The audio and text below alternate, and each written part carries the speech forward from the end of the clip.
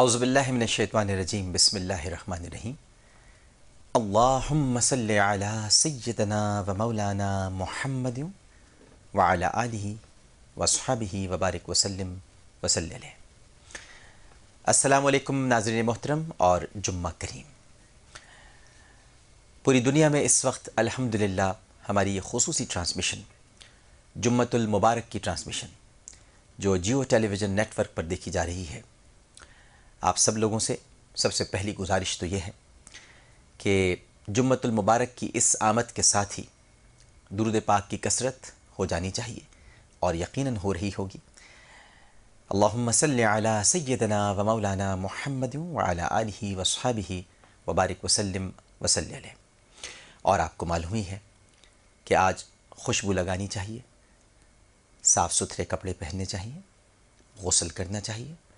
ترتیب کے حساب سے نہیں بتا رہا میں، ویسے آپ کو یہ ساری باتیں بتا رہا ہوں۔ سورہ کہف پڑھنی چاہیے، سورہ واقعہ، مزمل، سورہ مدثر، سورہ ملک، اور آیت الکرسی کا ورد کرنا چاہیے۔ اس کے علاوہ لا الہ الا اللہ وحدہ لا شریک لہ لہ الملک ولہ الحمد یحیی و یمیت وہو علی کل شیء قدیر۔ اسی کے ساتھ ساتھ لا الہ الا اللہ وحدہ لا شریک لہ لہ الملک ولہ الحمد وہو علی کل شیء قدیر۔ اللہم انی اسألک علما نافعا ورزقا طیبا وعملا متقبلا۔ استغفر اللہ واتوب الیہ، استغفر اللہ واتوب الیہ، استغفر اللہ واتوب الیہ۔ اعوذ بکلمات اللہ التامات من شر ما خلق۔ حسبی اللہ لا الہ الا هو علیہ توکلت وهو رب العرش العظیم۔ یا حی یا قیوم برحمتک استغیث اصلح لی شانی کلہ ولا تکلنی الی نفسی طرفۃ عین۔ بسم اللہ الذی لا یضر مع اسمہ شیء فی الارض ولا فی السماء وهو السمیع العلیم۔ اور رضیت باللہ ربا وبالاسلام دینا وبمحمد النبی صلی اللہ علیہ وآلہ وسلم۔ اللہم عافنی فی بدنی، اللہم عافنی فی سمعی، اللہم عافنی فی بصری، لا الہ الا انت۔ اللہم انی اعوذ بک من الکفر والفقر واعوذ بک من عذاب القبر، لا الہ الا انت۔ سبحان اللہ وبحمدہ عدد خلقہ ورضا نفسہ وزنۃ عرشہ ومداد کلماتہ، اور سبحان اللہ وبحمدہ سبحان اللہ العظیم، سبحان اللہ وبحمدہ سبحان اللہ العظیم۔ یہ سارے کلمات ہیں، اذکار ہیں، اوراد ہیں، مسلسل تذکرہ ہوتا رہے گا۔ لیکن ابتدا میں آج آپ سے ایک بات کہنا چاہتا ہوں۔ ظاہر ہے کہ خبروں کا اور جو نیوز چینلز پر ہم روزانہ ہی خبریں دیکھتے ہیں، ان کا ہماری زندگی پر بھی اثر ہوتا ہے۔ اثر اس لیے بھی زیادہ ہوتا ہے ناظرین محترم کیونکہ اب گھروں میں ہر وقت نیوز چینلز کھلے رہتے ہیں۔ پہلے زمانے میں آپ کو پتہ ہے کہ ایک ہی پی ٹی وی ہوا کرتا تھا، اور خبریں 9 بجے آتی تھیں رات کو، یا 7 بجے شام کو شائستہ زید صاحبہ انگریزی خبریں پڑھ دیا کرتی تھیں۔ اس کے علاوہ رات کو 9 بجے زبیر الدین صاحب یا عشرت فاطمہ صاحبہ یا اظہر لودھی صاحب یہ پڑھا کرتے تھے اردو میں خبریں، اور ہم لوگ عادی تھے کہ بھائی سرکاری خبریں دیکھ رہے ہیں اور جو خبریں سنائی جا رہی ہیں اسی کو خبر سمجھنا چاہیے اور سننا چاہیے۔ اب ذرا ماحول تبدیل ہو گیا ہے، لیکن ہر خبر ناظرین محترم معتبر نہیں ہوتی۔ ہم بسا اوقات گھبرا جاتے ہیں، اور بہت سارے لوگ جو یہ میں آپ کو سچی بات بتا رہا ہوں، جن کی زندگیوں میں اب اضطراب زیادہ پیدا ہو گیا ہے، مضطربانہ کیفیت رہنے لگی ہے، وہ ہمارے نیوز چینلز کی وجہ سے۔ کریکر کہیں پھٹ جائے تو بم دھماکہ بتایا جاتا ہے، سارے دفاتر بند ہو جاتے ہیں، جلدی جلدی سب لوگ اپنے گھروں کو دوڑنے لگتے ہیں۔ بیچ راستے میں پہنچ کر پتہ چلتا ہے کہ وہ تو کریکر تھا، بام نہیں تھا۔ اسی طرح سے وہ گزشتہ دنوں آپ کو پتہ ہوگا ایک پوری رات سراسیمگی پھیل گئی تھی کہ شاہد آفریدی نون لیگ میں شامل ہو گئے۔ بعد میں شاہد آفریدی صاحب نے بتایا، میں تو تعزیت کے لیے گیا تھا۔ تو کچھ خبریں ایسی ہوتی ہیں کہ جو ظاہر ہے کہ ہم پر اثر انداز ہوتی ہیں۔ تمہید باندھنے کا مقصد یہ ہے کہ کل سے ایک اور خبر ہم پر اثر انداز ہو رہی ہے۔ جمعہ کریم کی اس خصوصی ٹرانسمیشن میں اس کا تعلق کچھ اس طرح سے ہے کہ وہ خبر آپ پر اس لیے شاید اثر انداز ہو رہی ہو، ایک شخص کی گرفتاری کی یا مفرور ہونے کی، کہ وہ اس ملک کا کبھی سابق صدر رہا تھا، لیکن یہ مکافات عمل ہے۔ ناظرین محترم، اس پر مضطرب مت ہوئیے گا، بس اس سے عبرت حاصل کیجیے۔ عبرت، کل تک جس شخص کی زبان قانون تھا، کل تک جو اپنے آپ کو انصاف کا علم بردار سمجھتا تھا، کل تک جس نے منصفین کرام کو بالوں سے پکڑ کر سڑکوں پر گھسٹوایا، اکبر بگٹی سے لے کر لال مسجد سے لے کر ناظرین محترم 12 مئی، میڈیا پر پابندی، ہمارے جنگ اور جیو کے دفاتر بند، بہت ساری باتیں ہیں، یہ سب مکافات عمل کا حصہ ہے۔ اور جب اللہ سبحانہ و تعالیٰ کی پکڑ شدید ہو جاتی ہے، عقاب الشدید، تو پھر ناظرین محترم وہی مناظر ہوتے ہیں جو آج کل آپ اپنے ٹیلی ویژن اسکرین پر دیکھ رہے ہیں۔ انسان کو چاہیے کہ وہ ایسے واقعات سے عبرت حاصل کرے۔ میں آپ کو اپنے بارے میں بتاتا ہوں کہ میں بھی کسی زمانے میں اسی کیبنٹ کا حصہ ہوا کرتا تھا، لیکن اس گناہ بے لذت میں 1.25 سال شامل رہا، اور اس کے بعد میں وہ واحد شخص تھا، اس کو کبھی کوڈ نہیں کیا جاتا لیکن میں خود بتاتا ہوں، واحد شخص تھا جو اس دور میں اپنی قومی اسمبلی کی رکنیت اور وزارت سے استعفیٰ دے کر الگ ہوا تھا، کیونکہ میں یہ سمجھتا تھا کہ بہت ساری چیزیں خلاف قانونی نہیں ہو رہی، بلکہ میرا مدعا اور مطمع نظر یہ تھا کہ بہت ساری چیزیں خلاف دین بھی ہو رہی ہیں، اور خلاف قانون تو شاید گوارا ہو جائے، کیونکہ قانون درست کرنے والے کبھی کبھی آ جاتے ہیں، لیکن خلاف دین کوئی چیز گوارا ہو، ہم تو ویسے ہی بہت گناہ گار ہیں۔ اور دین کے خلاف ہونے کا مطلب نہیں کہ ہم کوئی مولوی ہیں یا کچھ لوگوں کی زبان میں ملا، نہ بھائی، ہم ملا ہیں، نہ زاہد، نہ مولوی، نہ حکیم، ہم آپ ہی کی طرح ایک عام سے لبرل انسان ہیں، لیکن کچھ حدود و قیود میں رہنا چاہتے ہیں۔ ہر انسان کو حدود و قیود میں رہنا اچھا لگتا ہے، یہ کوئی بری بات نہیں ہے، خود آپ کی فطرت میں حدود و قیود میں رہنا شامل ہے۔ وہ کیسے؟ وہ اس طرح سے کہ آپ کی آنکھ ایک حد سے زیادہ دیکھ نہیں سکتی، آپ کی آواز میں ایک حد سے زیادہ طاقت نہیں ہے، یہ ہاتھ ہے ایک حد سے زیادہ آگے نہیں بڑھ سکتا، یہ پیر ہے ایک حد سے زیادہ آگے چل نہیں سکتا، یہ پورا وجود حدود و قیود میں رہتا ہے، اسے رہنے کی عادت ہے۔ اسی طرح کائنات کے اندر بھی صرف ہم پر ہی نہیں لاگو ہوتے حدود و قیود، بلکہ سمندر پر بھی ایک حد لاگو ہے، چاند پر بھی ایک حد لاگو ہے، سورج بھی مشرق سے ہی نکلے گا اور مغرب میں ہی غروب ہوگا، اور جس دن وہ مغرب سے نکلے گا اس دن قیامت آ جائے گی۔ سب اپنے اپنے مدار میں، اپنی اپنی حدود میں بہت خوبصورتی کے ساتھ اس کائنات کو فوائد پہنچا رہے ہیں، نفع پہنچا رہے ہیں۔ تو ہمیں بھی اپنے حدود و قیود میں رہنا اچھا لگتا ہے، اور جہاں حدود و قیود پر ضرب پڑے وہاں پھر عبرت کی کئی مثالیں آپ کے سامنے نظر آتی ہیں۔ تو مضطرب ہونے کے بجائے، پریشان ہونے کے بجائے، آج جمعے کا دن ہے، اللہ سبحانہ و تعالیٰ سے اس کی بارگاہ میں گڑ گڑا کر دعا مانگیے کہ اے اللہ ہماری ایسی پکڑ نہ کیجیے، جو کل تک اکڑتے تھے، جنہیں معاذ اللہ شاید اپنے خدا ہونے پر یقین تھا، اس رعونت سے وہ جیتے تھے کہ مرنا ہی نہیں ہے، تخت پر بیٹھے تھے یوں جیسے اترنا ہی نہیں ہے۔ اے اللہ تیری لاٹھی بے آواز ہے، اور ابھی بہت سارے نام ہیں ناظرین محترم، میں کچھ نام لے نہیں سکتا، لیکن یہ رعونت، یہ فرعونیت، یہ نمرودیت، یہ تکبر، یہ غرور، یہ کسی کو جینے نہیں دیتا، کیونکہ بہرحال بادشاہی اسی کی ہے جو میرا اور آپ کا رب ہے. سلطنت اسی کی ہے جس نے ہمیں اس سلطنت میں پیدا کیا ہے. سب کچھ اسی کا ہے. وہی مالک ہے, وہی خالق ہے. جس نے اس کو جھٹلایا اس نے اپنا پتہ کہیں نہ پایا. ہمیں اس کی قائم کردہ حدود کا خیال رکھنا چاہیے. جن باتوں سے اس نے منع کیا ہے ہمیں رکنا چاہیے. جنہیں اختیار کرنے کا حکم دیا ہے ہمیں اختیار کرنا چاہیے.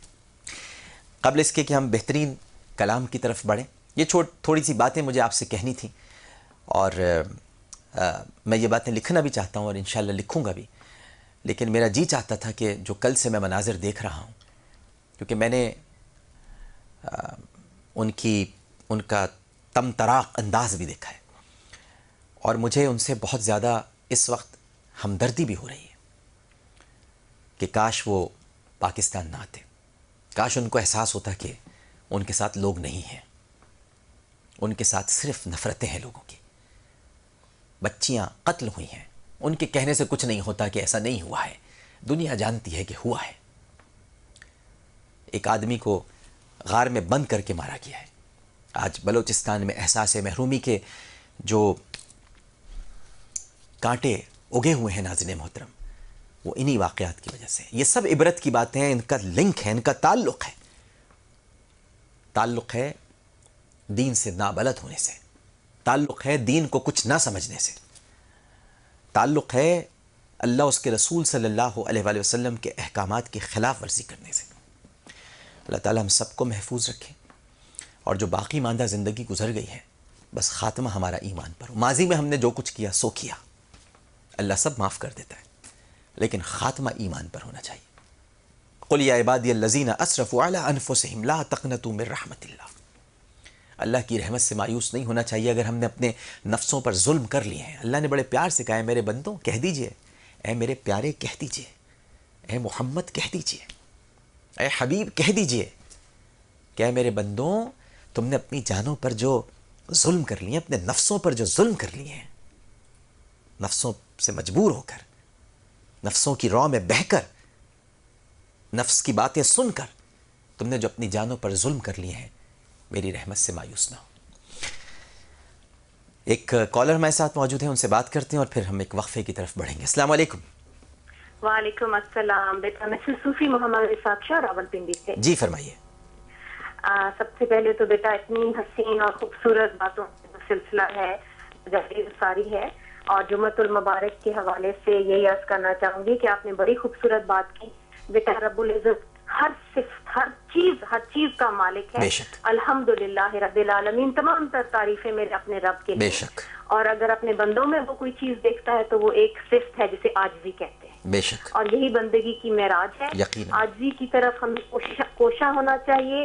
اور بیٹا رحمت للعالمین کا امتی ہونے کے باعث اپنے محور اور مرکز رحمت للعالمین کے مطابق عفو درگزر, عام معافی اور نرمی کا جو ہے رویہ ہمیں اپنی زندگیوں میں شو کرنا چاہیے اپنے رب کے فضل کے بھروسے پر. یقیناً یقیناً. بہت شکریہ, بڑی خوبصورت باتیں آپ نے ماشاءاللہ. یہ جمعۃ المبارک کی خصوصی ٹرانسمیشن کا آغاز آپ کی خوبصورت باتوں سے ہوا, بہت پیاری باتیں تھیں. ایک اور کالر ہمارے ساتھ موجود ہیں. السلام علیکم. السلام علیکم. جی وعلیکم السلام, فرمائیے.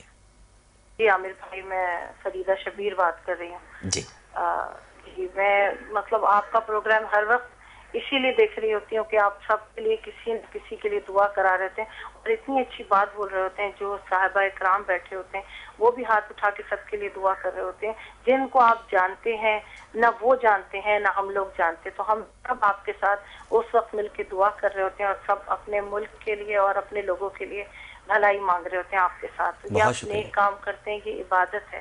تو میری امی اس وقت بہت زیادہ سیریس حالت میں ہے, آغا خان کے وارڈ میں ہے. تو آپ اللہ تعالیٰ نہیں ان کے لیے ابھی ہم دعا کرائیں گے انشاءاللہ. آپ کی والدہ کے لیے سب مل کر دعا کریں گے. اللہ تعالیٰ انہیں شفاء کاملہ اور عاجلہ عطا فرمائے. مبارک ہے. میں نے کل اسی لیے بھاگ دوڑ کی آپ سے بات کرنے کے لیے کہ شاید اللہ میاں کسی کی سن لے. میرے ابو کا بھی میں سمجھ گیا. آپ مسز شبیر جان بات کر رہی ہیں نا؟ جی جی جی بالکل. نہیں آپ بھابھی بالکل بے فکر رہیے. اور دیکھیے جان تو اسی کی دی ہوئی ہے وہ لینا ہاں، چاہے تو لے مسئلہ لے، اس کی رضا ٹھیک سے ہے نا؟ ہماری امی کو دے لیکن دے، لیکن ٹھیک لیکن ہے؟ ہم سب مل کر دعا کریں گے ماں کا سایہ آپ کے سر پر تادیر سلامت رہے، اللہ تعالیٰ آپ کو ماں کی اس نعمت سے محروم نہ کرے، بلکہ جب تک ماں حیات ہیں وہ آپ کو دعائیں دیتی رہیں. ہم سب مل کر آپ کے لیے دعا کریں گے انشاءاللہ. انشاءاللہ آپ کی والدہ کے لیے آپ بالکل بے فکر رہیں. ایک چھوٹا سا وقفہ ہم لینے کے لیے جا رہے ہیں. وقفے کے بعد جب حاضر ہوں گے تو انشاءاللہ قاری حبیب الرحمن صاحب ہمارے ساتھ تشریف فرما ہوں گے. اور کیونکہ اچھا نہیں لگتا کہ اب میں فوراً ان سے کہتا، وہ یہاں موجود ہوتے کہ اب سب سے بہترین کلام جب ہماری گفتگو ہو گئی تو پھر یہ نہیں ہونا چاہیے کہ اللہ تعالیٰ کا کلام بعد میں ہو. اب اللہ کے کلام سے آغاز ہوگا. پہلے ایک وقفہ. السلام علیکم ورحمۃ اللہ.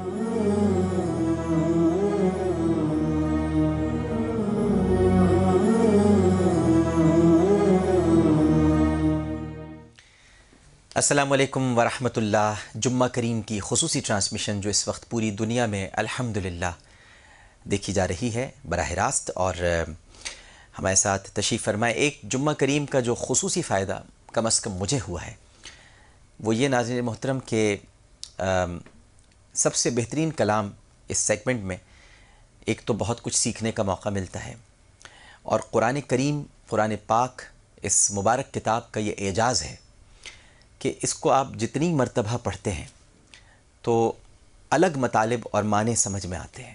یعنی جب وہ آیت جو آپ ایک مرتبہ پڑھ چکے ہوں، جب اس کو آپ دوبارہ پڑھتے ہیں تو کسی اور رنگ میں، جو کہ اصل میں رنگ ہے ہی صبغت اللہ، تو وہ کسی اور رنگ میں ہمیں نظر آتی ہے اور کچھ اور مطلب دکھائی دیتا ہے، اور ہمارے علم میں، ہماری تعلیم میں اضافہ ہوتا ہے. ایک تو یہ فائدہ ہے. دوسرا فائدہ یہ ہے کہ اس جمعہ کریم کی خصوصی ٹرانسمیشن اور اس سب سے بہترین کلام سیگمنٹ سے کم از کم میں، اور ظاہر ہے میں اپنی حد تک یہ بات کہہ رہا ہوں، یہ باقی آپ لوگ بتائیں گے ای میلز کے ذریعے اور ٹیلی فون کالز کے ذریعے یا ایس ایم ایس کے ذریعے کہ آپ کو وہ فائدہ پہنچا کہ نہیں پہنچا.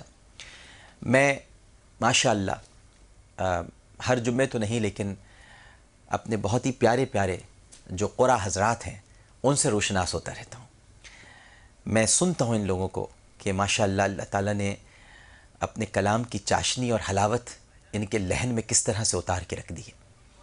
کبھی قاری محمد ابراہیم قاسی صاحب، کبھی جناب انوار الحسن شاہ صاحب، اور آج جو گوہر نایاب ہمارے ساتھ موجود ہیں، آپ ماشاء اللہ استاذ التجوید والقراءت قاری حبیب اللہ صاحب کے صاحبزادے ہیں.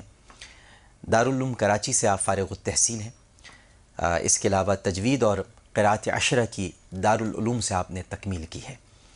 سندھ کی سطح پر کالج اور مدارس کے مابین قراءت کے مقابلوں میں نمایاں پوزیشنز حاصل کی ہیں. والد کا نام ہے قاری حبیب اللہ اور آپ ہیں ماشاء اللہ قاری حبیب الرحمن صاحب. السلام علیکم. وعلیکم السلام. مزاج گرامی. الحمدللہ. ماشاء اللہ. تو ایک اسم ذات ہے اور ایک اسم صفت ہے ماشاء اللہ. یعنی والد صاحب نے اپنے آپ کو قاری حبیب اللہ.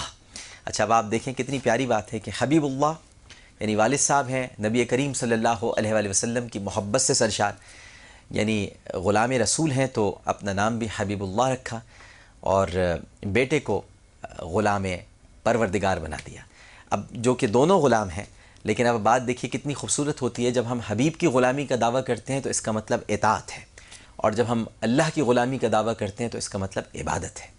تو حبیب کی عبادت نہیں ہو سکتی، اطاعت ہو سکتی ہے، اور خدا کی اطاعت بھی ہوتی ہے اور عبادت بھی ہوتی ہے. تو یہ ہے خوبصورت ماشاءاللہ انداز. تو قاری حبیب الرحمن صاحب ابتدا کرتے ہیں. آج آپ پہلی مرتبہ تشریف لائیں. ماشاءاللہ کیسا لگ رہا ہے آپ کو؟ بہت اچھا لگ رہا ہے الحمدللہ. جزاک اللہ. ماشاءاللہ. بسم اللہ.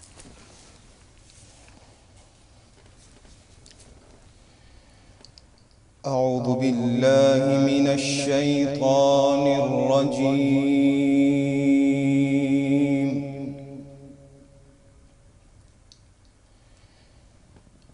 بسم اللہ الرحمن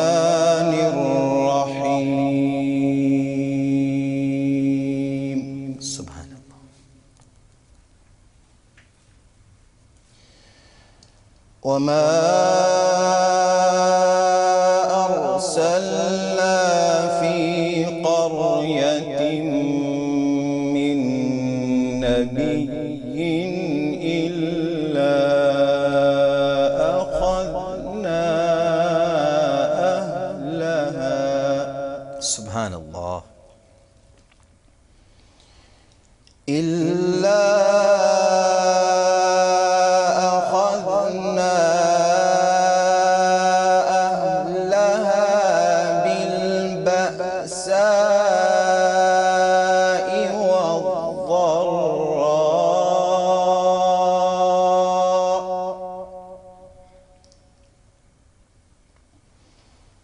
إلا أخذنا أهلها بالبأساء والضراء لعلهم يضرعون. سبحان اللہ.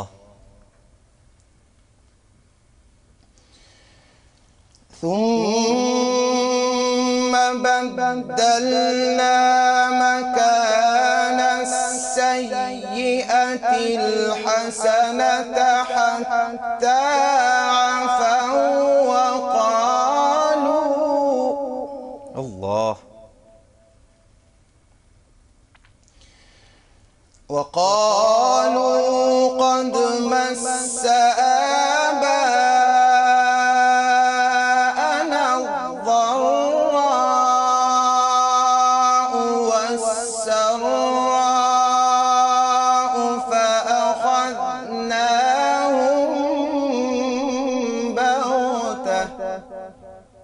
سبحان اللہ. فأخذناهم بغتة وهم لا يشعرون.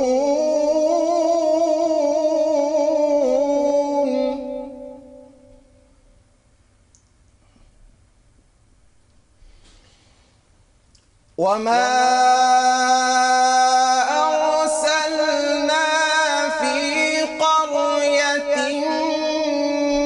من نبي إلا أخذنا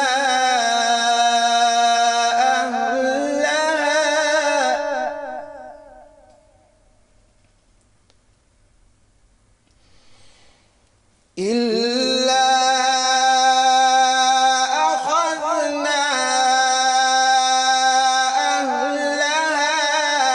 بالبأساء والضراء لعلهم يضرعون. سبحان اللہ.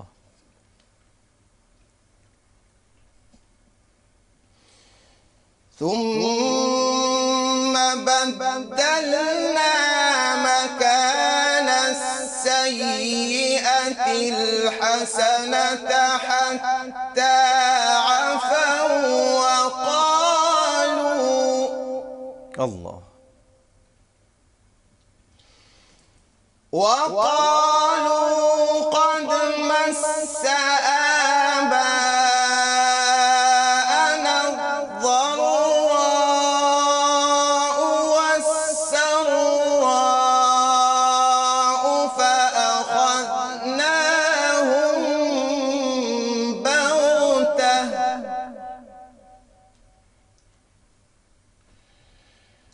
فأخذناهم بغتة وهم لا يشعرون.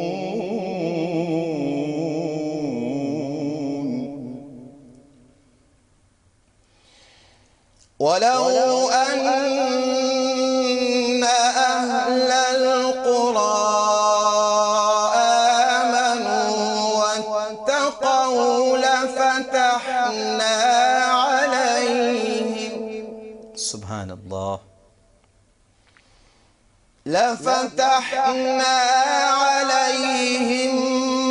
بركات من السماء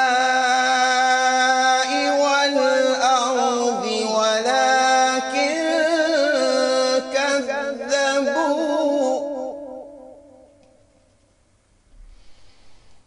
ولكن كذبوا فأخذناهم بما كانوا يكسبون. اللہ. أفأمن أهل القرى أن يأتيهم بأسنا بياتا وهم نائمون.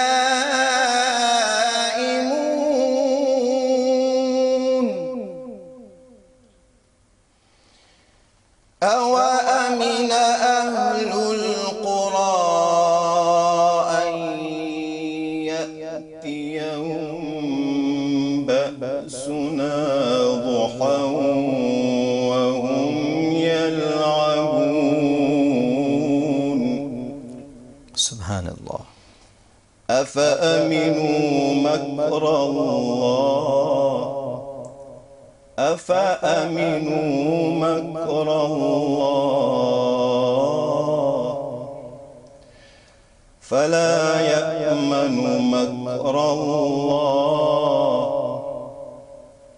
فلا يأمن مكر الله إلا القوم الخاسرون.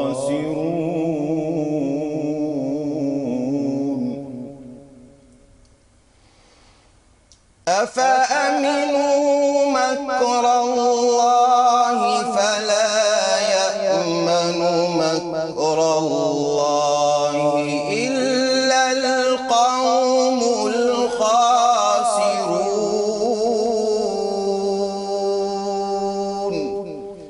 صدق الله العظيم. سبحان اللہ.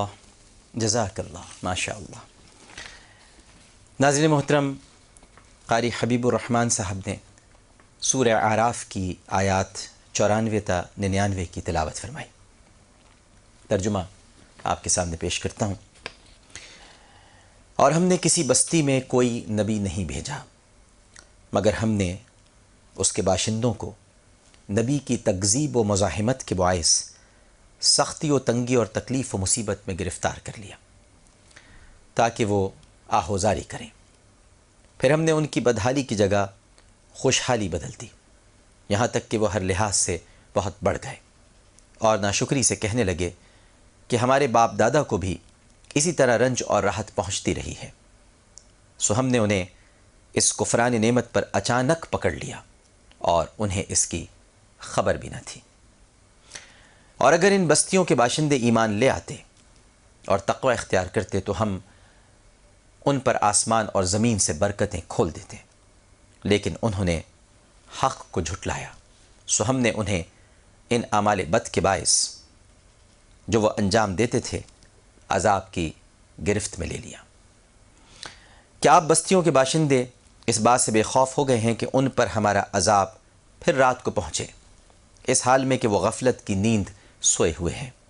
یا بستیوں کے باشندے اس بات سے بے خوف ہیں کہ ان پر ہمارا عذاب پھر دن چڑھے آ جائے، اس حال میں کہ وہ دنیا میں مدہوش ہو کر کھیل رہے ہوں؟ کیا وہ لوگ اللہ کی مخفی تدبیر سے بے خوف ہیں؟ پس اللہ کی مخفی تدبیر سے کوئی بے خوف نہیں ہوا کرتا سوائے نقصان اٹھانے والی قوم کے. اللہ کی مخفی تدبیر. ناظرین محترم، ان پاک اور متبرک آیات میں اللہ رب العزت نے لوگوں کو غفلت کی زندگی ترک کر کے ایمان و تقوی والی زندگی اختیار کرنے کا حکم دیا ہے. اور ایمان و تقوی والی زندگی کو اختیار کرنے کی صورت میں آسمان سے اپنی رحمتوں کے نزول کا اعلان فرمایا ہے، اور سرکشی اور نافرمانی کی زندگی اختیار کرنے والوں کو اپنی گرفت اور پکڑ سے ڈرایا ہے کہ جو سرکش اور نافرمان لوگ اللہ کی پکڑ سے بے خوف ہو گئے ہیں انہیں اس بات سے ڈرنا چاہیے کہ ان کی اللہ تعالیٰ کی جانب سے دن میں اپنے کاروبار میں مشغولیت کے دوران بھی پکڑ کی جا سکتی ہے، اور رات کو غفلت کی نیند کے مزے لوٹتے ہوئے بھی ان کی پکڑ ہو سکتی ہے۔ چنانچہ احادیث شریفہ میں ان اعمال کی نشاندہی کی گئی ہے جو لوگوں کی پکڑ کا باعث بنتے ہیں اور قدرتی حادثات و سانحات اور آفات و بلیات کے نزول کا باعث بنتے ہیں۔ مختصر اتحاف السادہ کتاب الفطر، اس میں ہے کہ حضرت ابو ہریرہ رضی اللہ تعالی عنہ کی ایک مفصل حدیث جس میں نبی کریم صلی اللہ علیہ وآلہ وسلم نے طوفان، زلزلے اور دیگر آسمانی عذابوں کے پیش آنے کی خبر دی ہے، اور یہ آیات جو ہم نے آج آپ کے سامنے منتخب کی ہیں اور ظاہر ہے کہ آیات تو قرآن پاک کی ہیں، اس کا مقصد بھی یہ تھا کہ جو گزشتہ دنوں زلزلے کے جھٹکے ہمیں محسوس ہوئے تو ہم ذرا اپنا احتساب کریں، اپنا جائزہ لیں کہ احادیث ہم سے کیا کہہ رہی ہیں۔ اللہ کے رسول نے یہ جو مختصر اتحاف السادہ کتاب الفطر جس میں حضرت ابو ہریرہ رضی اللہ تعالیٰ عنہ کی ایک طویل حدیث ہے، اس میں اسباب بھی بتائے ہیں کہ عذاب کیوں آتے ہیں، زلزلے کیوں آتے ہیں۔ حدیث میں ہے کہ جب غنیمت غیر مستحقین میں جانے لگے، امانت کو مال غنیمت سمجھ کر لوگ کھانے لگیں، زکوٰۃ کی ادائیگی جرمانہ سمجھی جائے، تعلیم کا حصول غیر دینی کام کے لیے ہو، شوہر اپنی بیوی کی بات مانا کرے اور ماں کی نافرمانی کرے، دوست کو قریب کرے اور باپ کو دور کر دے، مسجدوں میں آوازیں بلند کی جائیں، قبیلے کا سردار فاسق شخص ہو جائے، قوم کا سربراہ ذلیل انسان ہو جائے، کسی انسان کی عزت اس کے شر سے بچنے کی نیت سے کی جائے، گانے والیوں اور ڈھول تاشوں کا ظہور ہو، شراب پی جانے لگے، امت کے آخر کے لوگ اپنی پہلے لوگوں پر لعنت کرنے لگے، تو اس وقت انتظار کرو سرخ ہواؤں کے چلنے کا، زلزلے کا، زمین میں دھسائے جانے کا، چہرے بگاڑ دیے جانے کا، آسمان سے سنگ باری کا اور دوسری ایسی آفات الہیہ کا جو اس طرح یکے بعد دیگرے آنے لگیں گی، جیسے کوئی بوسیدہ ہار کی لڑی ٹوٹ جائے اور دانے یکے بعد دیگرے گرتے چلے جائیں۔ جامع ترمذی میں حضرت ابو ہریرہ رضی اللہ تعالی عنہ سے روایت ہے کہ نبی کریم صلی اللہ علیہ وآلہ وسلم نے ارشاد فرمایا کہ جب فلاں فلاں عمل ہونے لگیں تو فلاں فلاں امور کا انتظار کرو۔ امانت کو جب لوٹ کا مال سمجھا جانے لگے، زکوٰۃ کو جرمانہ سمجھا جائے اور دنیا کے لیے علم دین حاصل کرنے لگا جائے اور ماں کو چھوڑ کر بیوی کا کہا مانا جائے اور دوستوں سے تعلقات بڑھائے جائیں اور باپ سے گھٹائے جائیں اور مسجدوں میں بیہودہ باتیں ہونے لگیں اور سرداری اور حکومت ایسوں کو ملے جو فاسق و فاجر ہوں، اور یہ ساری باتیں جو میں نے پہلے بھی آپ سے عرض کی، تو پھر اللہ کے رسول نے ارشاد فرمایا کہ زلزلوں کا، آسمان سے سرخ آندھی کا، ان سب کا انتظار کرو، منتظر رہو۔ تو ناظرین محترم، ان آیات میں اللہ سبحانہ و تعالیٰ نے اپنی اسی مخفی تدبیر کا طرف ہمیں اشارہ کیا ہے۔ یہ سب مخفی تدبیر ہیں۔ ہم خدا سے مکر کرتے ہیں، معاذ اللہ میں نے اس لیے کہا کہ مکر کر دیتے ہم خدا سے، جبکہ وہ ہمارا مالک ہے، ہمارا خالق ہے، اور ہم سمجھتے ہیں کہ اللہ سبحانہ، یہاں جو مکر کا جو لفظ استعمال ہوا ہے قرآن پاک میں، ہمارے یہاں ترجمے میں یہ کہہ دیا جاتا ہے، نہیں کہنا چاہیے کہ وہ خدا سے مکر کرتے ہیں لیکن خدا ان سے معاذ اللہ ثم معاذ اللہ مکر کرتا ہے۔ یہاں مکر کا مطلب خدا کا مکر نہیں ہے، معاذ اللہ خدا کی تدبیر ہے، خدا کی خفیہ تدبیر، مخفی تدبیر۔ اور ایک تدبیر تو آپ نے ملاحظہ ہی کی جو آپ کل سے اب تک دیکھ رہے ہیں۔ ایسی بہت ساری تدبیریں ہیں میرے پروردگار کی، اور وہ جلد یا بدیر ظاہر ہو جائیں گی۔ تو ہم خدا سے مکر کرتے ہیں، خدا سے ریا کرتے ہیں، اللہ سبحانہ و تعالیٰ کی بارگاہ میں اپنی عبادتوں کا ڈھونگ رچاتے ہیں، لیکن جب اس کی مخفی تدبیر واضح ہوگی تو پھر ہم میں سے کسی کو جائے پناہ نہیں ملے گی۔ اللہ تعالیٰ ہم سب کو محفوظ و مامون فرمائے، اور یہ جو زلزلے آئے ہیں، جھٹکے محسوس ہوئے ہیں، بس دیکھیے انسانی تدابیر اپنی جگہ، اس سے کسی کو انکار نہیں ہے، بالکل تدبیریں ہونی چاہیے، اور میں بلیور بھی ہوں اور ساتھ ساتھ یہ بھی جانتا ہوں ناظرین محترم کہ علم، تعلیم، ایجوکیشن، ٹیکنالوجی، اس کی ہماری زندگی میں کتنی اہمیت ہے، لیکن ان زلزلوں کو صرف یہ نہ سمجھ لیا جائے کہ یہ زمین کی جو پلیٹس کھسکی ہیں اس کی وجہ سے ہوا، یا سمندری پلیٹس کے اندر کوئی ترتیب واقع ہوئی ہے۔ بالکل درست ہے، یہ تو اسباب ہیں، یہ تو سبب ہے، لیکن جو مسبب الاسباب ہے اس کی طرف رجوع کرنا کہیں زیادہ ضروری ہے۔ وہ تو مسبب الاسباب ہے نا، وہ سبب بدل بھی سکتا ہے، وہ سبب کو تبدیل بھی کر سکتا ہے، وہ چاہے تو کیا نہیں ہو سکتا، سوئی کے ناکے سے 1,00,000 کی فوج وہ گزار سکتا ہے، وہ سب کچھ کر سکتا ہے، لہذا رجوع اس سے کرنا چاہیے، اور جو سبب ہے ان کا بھی اہتمام کرنا چاہیے کہ کیسے بچاؤ ہو، ڈیزاسٹر مینجمنٹ کو بھی فعال ہونا چاہیے، لیکن جو ہمارے ایمان میں ڈیزاسٹر ہو چکا ہے اس کا بھی تو خیال کرنا چاہیے۔ وہ ڈیزاسٹر مینجمنٹ کہاں سے آئے گی؟ ایک تو ڈیزاسٹر مینجمنٹ ہے جو کہ ارضیاتی معاملے کے اندر آپ کی مدد کر سکتی ہے، لیکن جو روح کی ڈیزاسٹر ہو گئی ہے، روح کی مینجمنٹ کون کرے گا؟ ادھر بھی تو ایک ڈیزاسٹر مینجمنٹ چاہیے، اور روح کی مینجمنٹ کیسی ہے؟ الا بذکر اللہ تطمئن القلوب، یہاں ہوگی روح کی مینجمنٹ، اللہ سے رجوع کرنا، اسے راضی کرنا، تو یہاں آفات ختم ہوں گی۔ اللہ تعالی ہم سب کو محفوظ و مامون فرمائے۔ بہت شکریہ قاری حبیب الرحمن صاحب آپ کا، میں نے اپنے آپ کو روکا ورنہ پھر بولتے ہی رہوں گا، اور بہت سارے سیگمنٹس ابھی اور ہونے ہیں، تو ایک چھوٹا سا وقفہ لیتے ہیں، وقفے کے بعد حاضر ہوں گے انشاءاللہ سب سے بہترین نصیحت کے ساتھ، اور قاری صاحب نے بہت خوبصورت تلاوت فرمائی۔ ایک وقفہ۔ السلام علیکم ورحمۃ اللہ، جمعہ کریم۔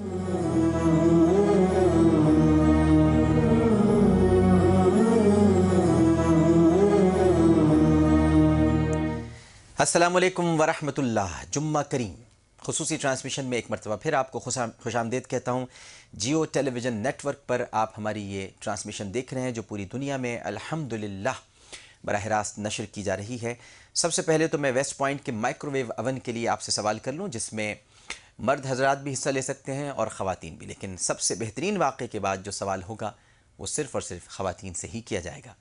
تو سوال آپ کے سامنے رکھ رہے ہیں کہ حضرت ابو ہریرہ رضی اللہ تعالی عنہ کس خوش نصیب صحابی کے حوالے سے سوال کیا کرتے تھے کہ جس نے نہ روزہ رکھا نہ نماز پڑھی مگر جنت کا حقدار ہو گیا؟ وہ کون سے خوش نصیب صحابی ہیں جن کے متعلق حضرت ابو ہریرہ رضی اللہ تعالی عنہ سوال کیا کرتے تھے کہ جس نے نہ روزہ رکھا نہ نماز پڑھی مگر جنت کا حقدار ہو گیا؟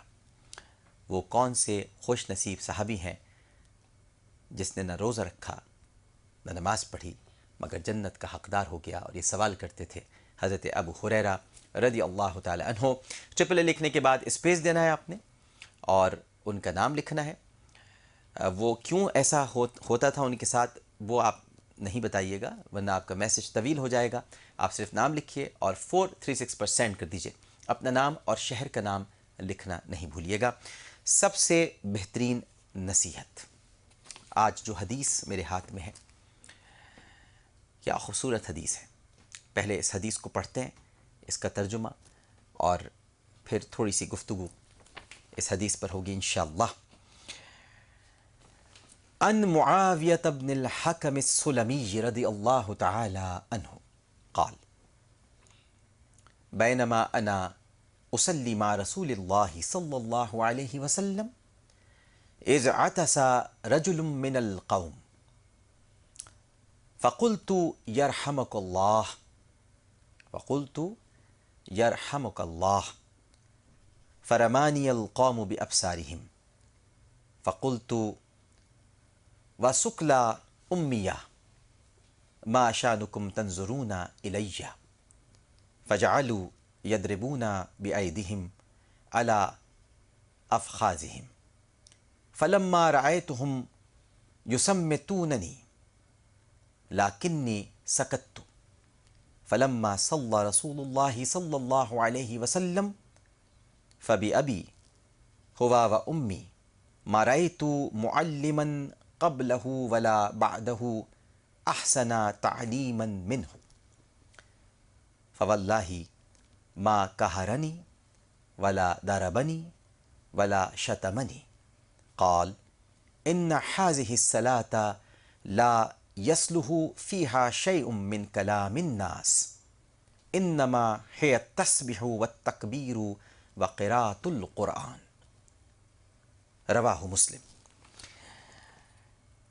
ناظرین محترم، یہ حدیث پاک رسول اقدس صلی اللہ علیہ وآلہ وسلم کے اعلیٰ ترین اخلاق کے مظاہر میں سے ایک مظہر ہے، اور آپ کے انداز تعلیم، طرز و اسلوب، مصلحت و حکمت اور بہترین وعظ و نصیحت کی آئینہ دار ہے. صحیح مسلم میں حضرت معاویہ بن الحکم السلمی رضی اللہ تعالیٰ عنہ، ان سے روایت ہے کہ وہ اپنے بارے میں فرماتے ہیں کہ ایک دفعہ میں نبی کریم صلی اللہ علیہ وآلہ وسلم کی اقتدا میں نماز پڑھ رہا تھا. کون پڑھ رہے تھے؟ حضرت معاویہ بن الحکم السلمی نماز پڑھ رہے تھے کہ نمازیوں میں سے کسی کو چھینک آئی، تو میں نے کہا یرحمک اللہ، اللہ تم پر رحم کرے. تو لوگوں نے مجھے کن اکھیوں سے دیکھا، تو میں نے کہا کہ میری ماں مجھے کھو دے، تم لوگ مجھے اس طرح کیوں دیکھ رہے ہو؟ تو ان سب نے اپنے ہاتھ اپنی رانوں پر مارے، تو میں جان گیا کہ یہ لوگ مجھے خاموش کروا رہے ہیں. میں خاموش ہو گیا. جب نبی کریم صلی اللہ علیہ وآلہ وسلم اپنی نماز سے فارغ ہوئے تو میرے ماں باپ ان پر قربان ہوں. یہ بہت خوبصورت گفتگو ہے ناظرین. میرے ماں باپ ان پر قربان ہوں. میں نے ان سے پہلے اور نہ ان کے بعد بہترین تعلیم دینے والا کوئی اچھا استاد دیکھا. انہوں نے نہ تو مجھے ڈانٹا، نہ مجھے مارا، اور نہ ہی بھلا برا کہا، بلکہ صرف اتنا فرمایا کہ یہ نماز ہے، اس میں آپس میں ایک دوسرے کے ساتھ کی جانے والی باتیں جائز نہیں ہیں. یہ نماز تو اللہ کی پاکیزگی اور بزرگی بیان کرنا ہے اور قرآن پڑھنا ہے. ناظرین محترم، یہ صحیح مسلم کی حدیث نمبر ہے 537. اب دیکھیے، نماز کی فرضیت کے ابتدائی زمانے میں نماز کے دوران سلام و کلام کی اجازت تھی. ابتدائی زمانے یعنی جماعت میں باہر سے آ کر شامل ہونے والا اپنے پاس والے کو سلام کرتا تھا اور وہ اس کا جواب دے دیا کرتا تھا. اس طرح نماز کے دوران چھینکنے والے کو الحمدللہ، اور اس کے جواب میں اس کے قریب کھڑے لوگ یرحمک اللہ کہا کرتے تھے. لیکن پھر اس کے بعد میں ممانعت کر دی گئی، جیسا کہ صحیح بخاری اور صحیح مسلم میں اس سلام و کلام کی ممانعت کے حوالے سے حضرت زید بن ارقم رضی اللہ تعالی عنہ اور حضرت عبداللہ ابن مسعود رضی اللہ تعالی عنہ کی روایات موجود ہیں. لیکن ابتدا میں کچھ صحابہ کو فوری طور پر اس ممانعت کا علم نہیں ہو سکا تھا. ان میں سے ایک حضرت معاویہ بن حکم السلمی بھی تھے. چنانچہ انہوں نے اپنا واقعہ بیان کیا، وہی واقعہ جو ابھی حدیث کی شکل میں نے آپ کے سامنے پیش کیا ہے. اس پورے واقعے میں سب سے اہم بات یہ ہے کہ جب کسی کی چھینک کے جواب میں انہوں نے یرحمک اللہ کہا تو جماعت میں موجود لوگوں نے انہیں جس انداز سے خاموش کرانا چاہا تو وہ گھبرا گئے اور پریشان سے ہو گئے کہ نہ جانے مجھ سے کیا خطا سرزد ہو گئی ہے، اور نماز کے بعد میں اللہ کے رسول صلی اللہ علیہ وآلہ وسلم کا سامنا کیسے کروں گا، وہ مجھے کیا تنبیہ فرمائیں گے.